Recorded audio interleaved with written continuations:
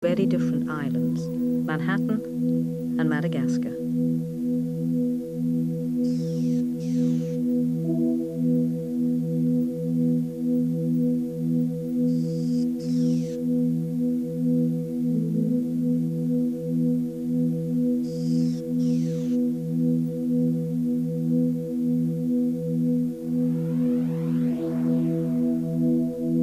Why Manhattan? Well, here, as in most developed countries, people enjoy patterns of consumption and levels of technology which allow them more choice in their lives. The developed countries consume over 2/3 of the world's natural resources.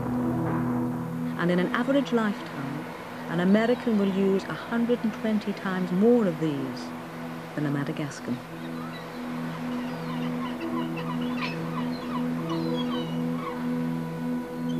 Although population growth in the developed world remains low, less than 2 children per family, consumption and waste from the north is polluting the entire planet.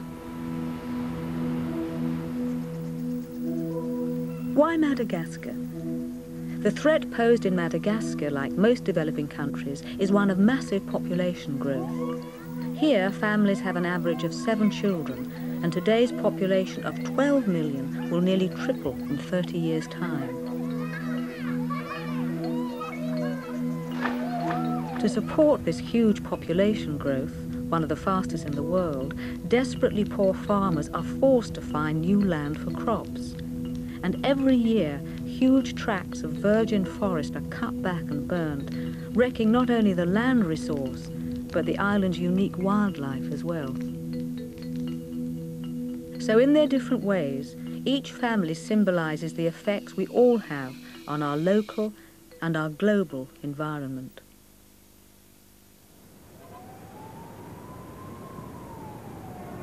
Michael Abbott is married to Sarah Weeks. They are musicians and have 2 children, and they live on the Upper West Side in Manhattan.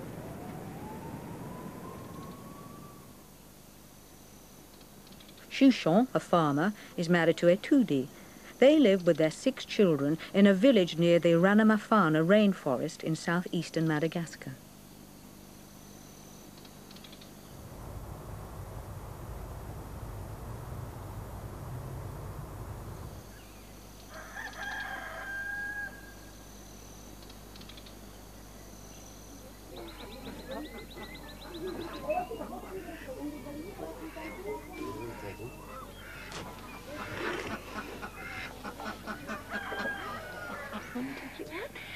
Come out in my arms?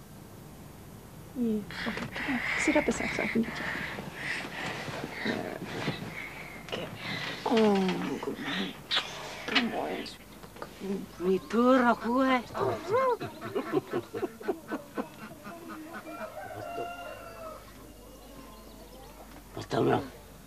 Basta nini. Kosike. Kosike. Did you jump?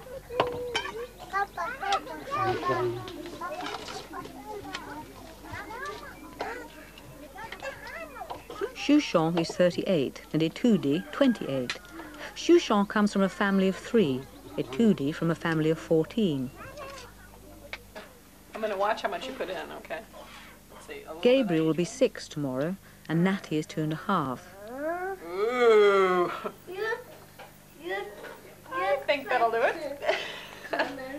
Do you want some syrup on your pancakes too? Their father, Michael, has 3 brothers, and Sarah has a brother and a sister.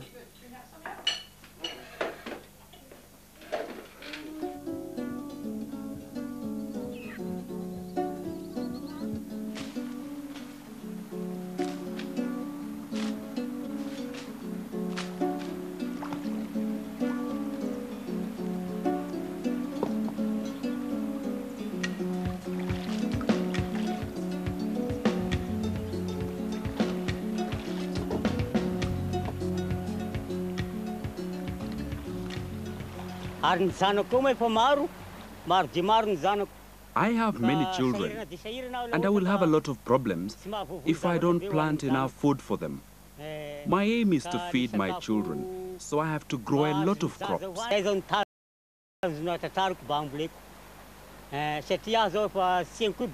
My father isn't here anymore. I'm on my own now, and I have to help myself and my children. So I will try to plant as much sugarcane as possible.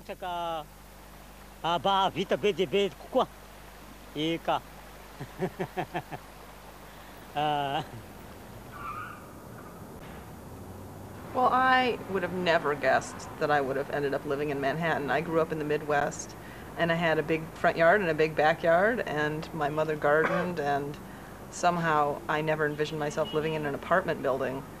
And I certainly didn't think that I would raise kids here. I met Michael in school, and Michael grew up in Manhattan, and I wanted to be a musician and a writer, and to me this was a place that offered that. And I really wasn't thinking about my family, my kids per se, when I moved here. I was in my early 20s.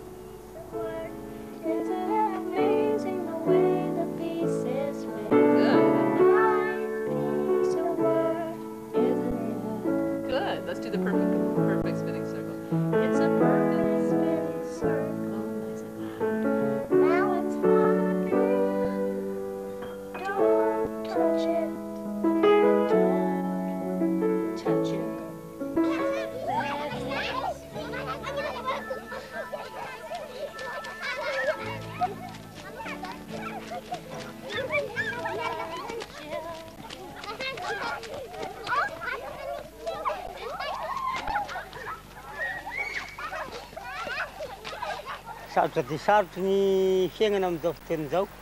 Life is difficult at the moment, and I know we should not have so many children. But because I'm on my own, I need to have many to be my friends and to help me with my work. As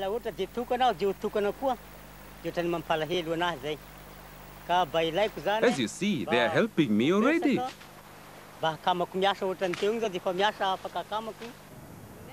Well, I think that I always thought I would have 2 children.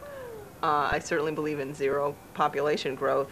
I also now have 2 little boys and have no desire to have more children, so that's easy. And also we have a lot of contraceptive choices, so it's not as if it's a struggle for us to make that choice.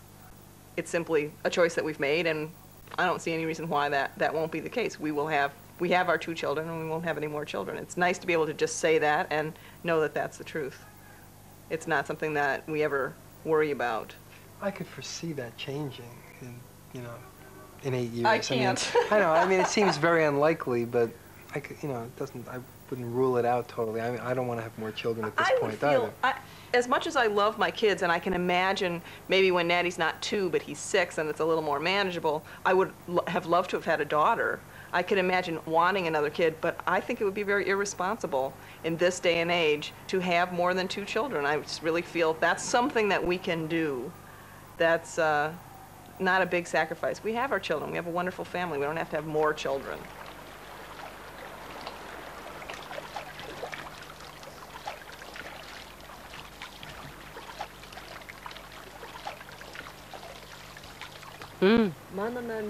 How many children do you have, Otudi? How many children? I have 8 children, but 2 died, and I've only got 6 left.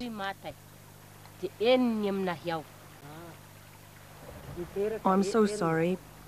But did you both choose to have 8 children? I don't know. It's God who gave me so many children.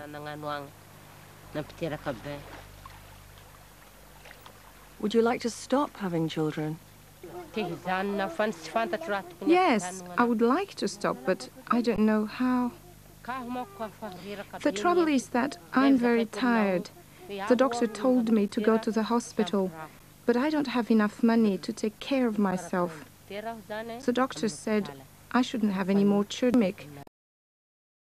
I should take care of myself because my body is too weak.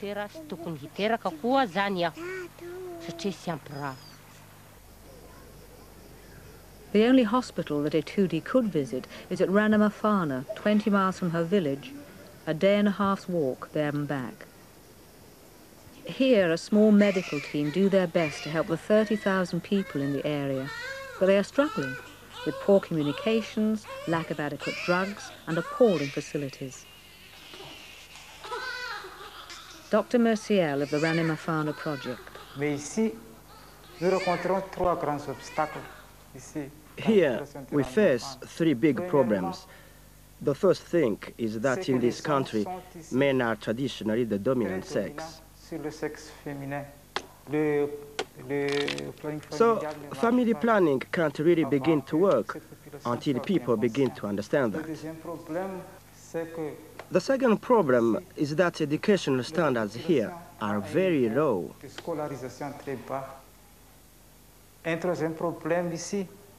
And the third problem is that we don't have the medicines.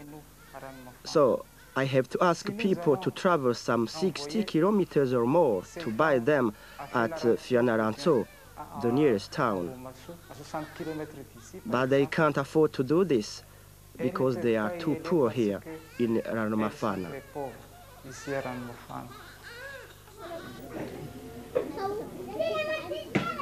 Poverty, a high infant mortality, and poor health care are only some of the problems facing Madagascar.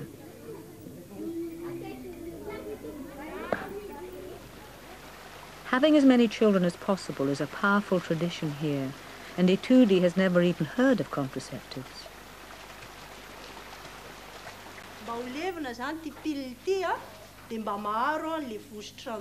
New initiatives from FISA, the island's leading family planning organization, are beginning to bring family planning to the people. But for years, the French legal system and the Catholic Church had effectively outlawed any action.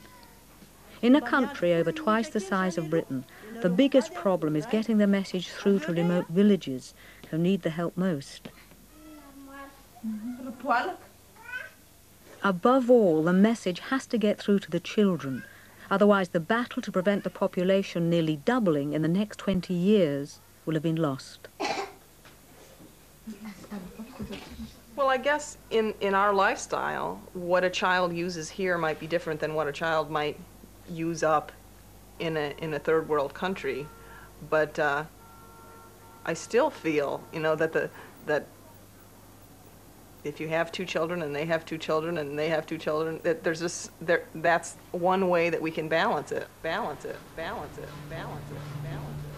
This has become the balancing act of our time.